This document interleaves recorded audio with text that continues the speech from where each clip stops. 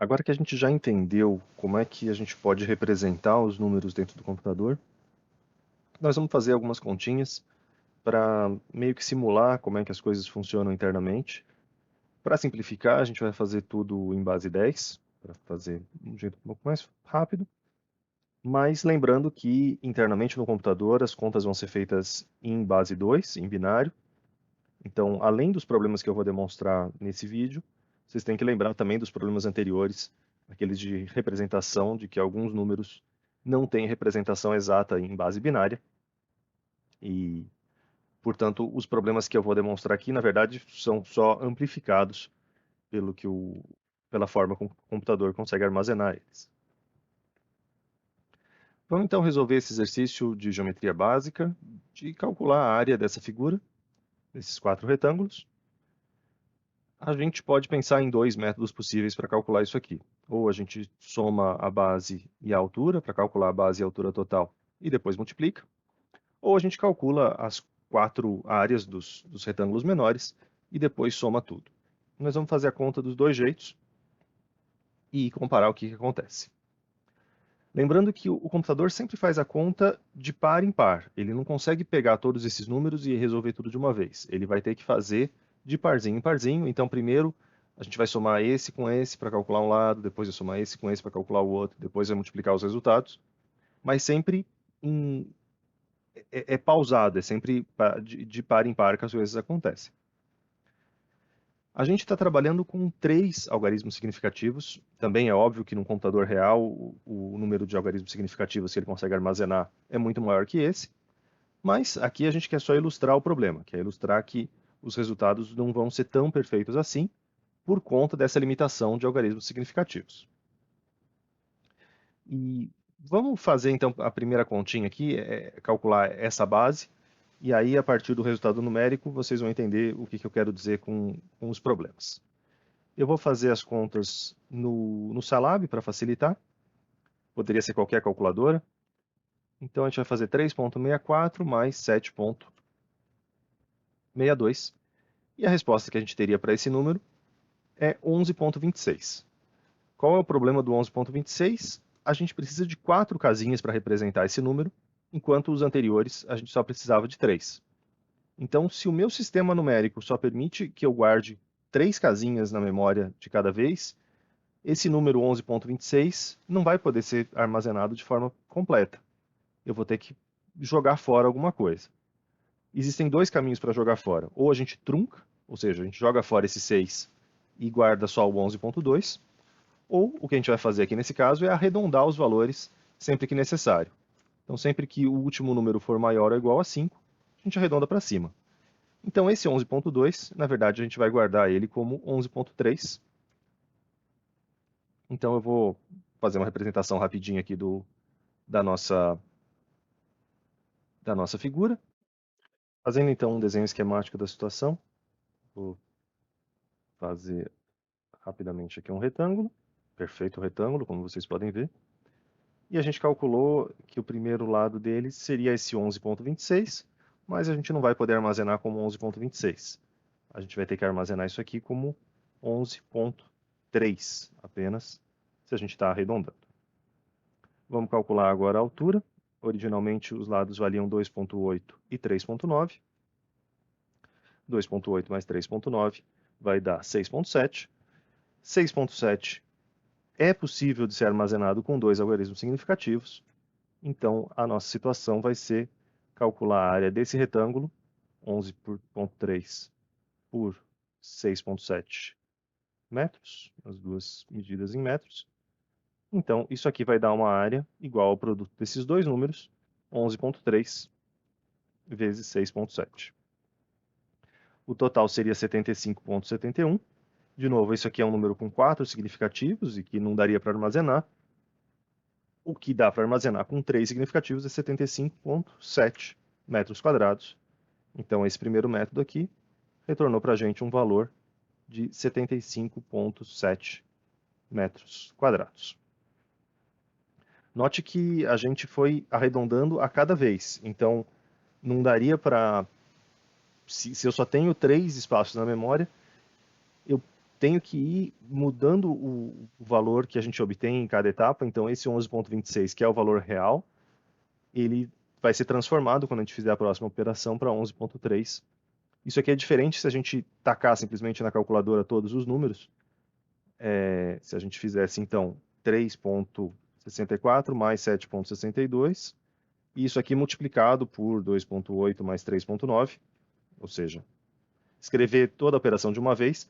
Se a gente faz a conta desse jeito, a gente tem um resultado que é o resultado correto, é o resultado com todas as casas decimais, mas que ele é um pouco ilusório quando a gente pensa numa representação com um número limitado de algarismos significativos, porque para fazer essa conta, a gente vai ter que salvar em memória os valores intermediários que podem ter mais do que 3 significativos, o resultado final vai ter mais do que 3 significativos. Então, esse aqui é o valor real, mas se eu só tenho 3 significativos para trabalhar, eu chegaria no 75,7. Em todo caso, a gente vai deixar anotado esse 75,442. Vou deixar aqui num cantinho, como sendo o valor real, é 75,442 metros quadrados. Ok, esse foi o primeiro método, mas a gente falou que daria para resolver também esse problema calculando as sub-áreas, calculando uma área aqui, uma área aqui, uma área aqui e uma área aqui. Então, vamos fazer por esse outro caminho. A primeira área seria 3,64 multiplicado por 2,8. 3,64 multiplicado por 2,8 me daria 10,192, que é um número que eu não consigo armazenar com 3 significativos. O que eu consigo armazenar com 3 significativos é 10,2. Então, no nosso desenho esquemático, a gente teria uma primeira área de 10,2 metros quadrados aqui nesse quadrante. Estou fazendo totalmente fora de escala, só para a gente não se perder do que já foi calculado. 7,62 multiplicado por 2,8.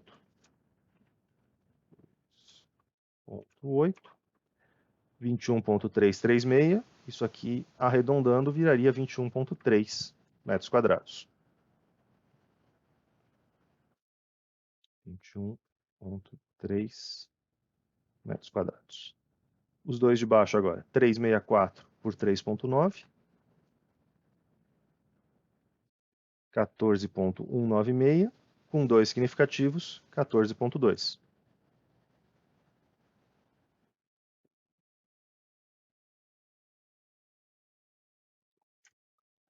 (7,62) multiplicado por 3,9.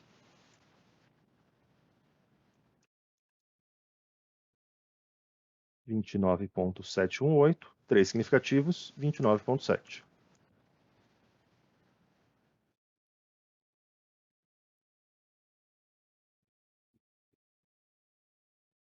E para calcular a área total, eu tenho que somar todos esses números. E a gente não consegue, como eu falei, somar mais do que duas coisas de cada vez no computador. É sempre de parzinho em parzinho. E a ordem com que a gente faz essa conta pode ser importante, porque a gente pode ter problemas também dos significativos. Aqui não vai ser exatamente o caso. A gente vai somar, por exemplo, 10,2 com 21,3, vai dar 31,5. Então eu teria aqui em cima 31,5 metros quadrados, que tem 3 significativos, então nada de grave. Aqui embaixo vai dar 43,9. 43,9 metros quadrados. E aí, se eu somar esses dois aqui, vai dar 75,4. 75,4 metros quadrados. E, bom, eu fiz a conta de dois jeitos diferentes. Matematicamente, os dois são iguais, porque ou eu calculo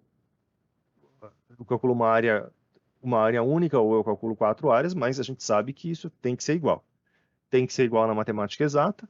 Não vai ser igual quando a gente faz a conta no computador, por conta dessa limitação de casas decimais.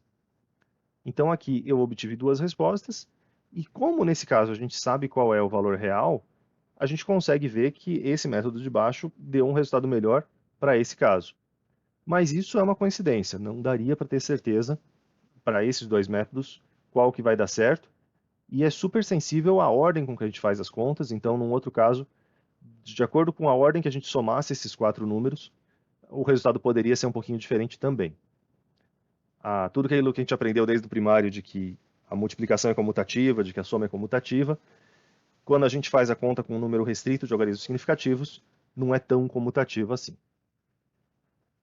A gente pode medir quão boa foi uma solução a partir de 2 métricas. A gente pode definir uma métrica de erro absoluto, não um valor absoluto, mas erro absoluto.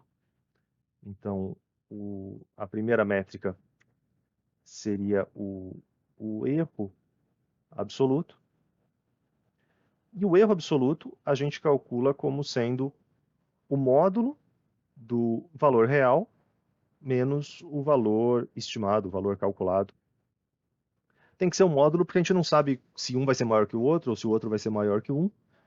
Então, a gente faz dessa forma de valor absoluto para ter só a medida da distância e sem se importar com o sinal. E se a gente fizer essa continha, já que nesse caso em particular a gente conhece o valor real, a gente conseguiria estimar os 2 erros absolutos e ver qual deles foi o mais preciso. Tá bem claro aqui, não precisa nem fazer a conta que o de baixo é melhor. A gente também poderia ter uma definição de erro relativo. E a gente usa as 2 medidas de erro na prática. A medida do erro relativo, a gente faz o módulo também, porque a gente não está interessado em números positivos ou negativos. A gente calcula a diferença entre o real menos o calculado e a gente divide, a gente pondera pelo valor real. Então, esse erro relativo vai dar para a gente uma porcentagem de quão bom foi cada um dos métodos. Vocês podem refazer as continhas, eu já estou com o resultado pronto aqui. O método de cima daria um erro relativo de 0,34%, e o de baixo daria um erro relativo de 0,056%. De novo, faz sentido, né? O de baixo claramente é mais preciso, mas aqui a gente consegue ter uma medida de quão preciso ele foi.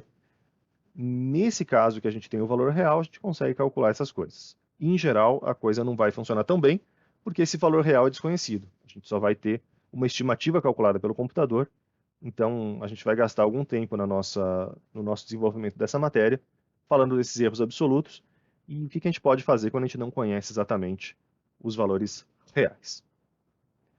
Enfim, primeira lição, propriedade comutativa não funciona tão bem com números com aritmética de ponto flutuante. Vamos passar agora para uma outra questão, em que a gente vai continuar usando a aritmética de ponto flutuante de 3 algarismos significativos, e a gente vai calcular qual é o calor necessário para aquecer um material de 1 kg. Esse material tem um CP, um calor específico de 3,27 Joule por quilograma grau Celsius, e ele vai ser aquecido de 52,2 até 52,3. Para a gente fazer essa conta, a gente usa a relação Q igual a MCP delta T, então a gente determinaria, está interessado em determinar o calor, Q. Vamos vamos escrever essa conta e ilustrar novamente essa questão de como o computador só consegue fazer a conta de parzinho em parzinho. A gente tem a fórmula Q igual a MCP. O nosso ΔT, ele seria uma temperatura final menos uma temperatura inicial. E, de novo, aqui a gente tem 2 jeitos possíveis de fazer essa conta. A gente pode aplicar a propriedade distributiva primeiro, ou a gente pode calcular a diferença e depois multiplicar. Então, eu vou fazer a conta 2 vezes, cada uma de um jeito. A primeira delas, então, a gente teria o calor sendo igual à massa de 1 kg, multiplicado pelo nosso CP de 3,27 Joule quilograma Celsius, dividido por 52,3, multiplicado, menos 52,2 graus Celsius. Isso aqui vai dar 0,1. Então, 0,1 é armazenável com 3 significativos, sem problemas, multiplicado por, aqui é uma vírgula, né, 3,27 multiplicado por 0,1. Todo mundo com 3 significativos, resultado também com 3 significativos, 0,327 Joule. Note que esses dois números eles têm 3 significativos no sentido da aritmética de ponto flutuante. Eu preciso ter 3 casinhas guardando. Não é o número de casas depois da vírgula que interessa, é o número de algarismos que eu preciso manter em memória para representar o número que nos interessa aqui. O jeito número 2 seria fazer o calor. Eu vou ignorar essa primeira multiplicação por 1, então poderia dar problema se fosse outro número, mas aqui não é o caso. Eu teria 3,27 multiplicado, em primeiro lugar, por 52,3 menos 52,2. E agora sim eu vou aplicar a propriedade distributiva. E se a gente fizer essa conta, 3,27 multiplicado por 52,3, eu teria esse número 171,021. Isso aqui, com 3 algarismos significativos, é simplesmente Q igual a 171. Vamos fazer agora a outra multiplicação. 3,27 multiplicado por 52,2, 170,694. Isso aqui, arredondando para 3 significativos, é igual a 171. E aí, maravilha das maravilhas, 171 menos 171 é igual a zero, ou seja, o calor trocado para aquecer esse sólido é igual a 0 joule. A gente acabou de inventar um moto contínuo, a gente acabou de desrespeitar a termodinâmica, a gente acabou de quebrar todo o nosso universo. Obviamente que não, né? Obviamente que o problema aqui é só numérico, é só na operação. E nesse caso é óbvio que esse resultado está errado, é óbvio que não pode ser 0 joule, é óbvio que esse resultado do lado de cá tem mais chance de estar correto. Mas nem sempre é tão óbvio. O que aconteceu aqui foi um cancelamento catastrófico. A gente deu o termo técnico é esse mesmo, é catastrófico. Não sou eu que estou inventando. A gente deu um azar tremendo e o resultado foi muito impactante. Em alguns métodos que a gente vai ver durante o curso, o risco de que esse tipo de erro de cancelamento, esse erro de procedimento aconteça, o risco é maior ou menor, então tem métodos que funcionam melhor ou pior no computador, por conta dessa limitação de algarismos significativos. Então, para resumir a aula de hoje, a gente viu que a propriedade comutativa não vale tão bem quanto a gente pensa, a propriedade distributiva não vale tão bem quanto a gente pensa. Então, o próprio alicerce da matemática que a gente conhece tem que ser duvidado quando a gente está fazendo a conta no computador, por conta da limitação dos algarismos de ponto flutuante.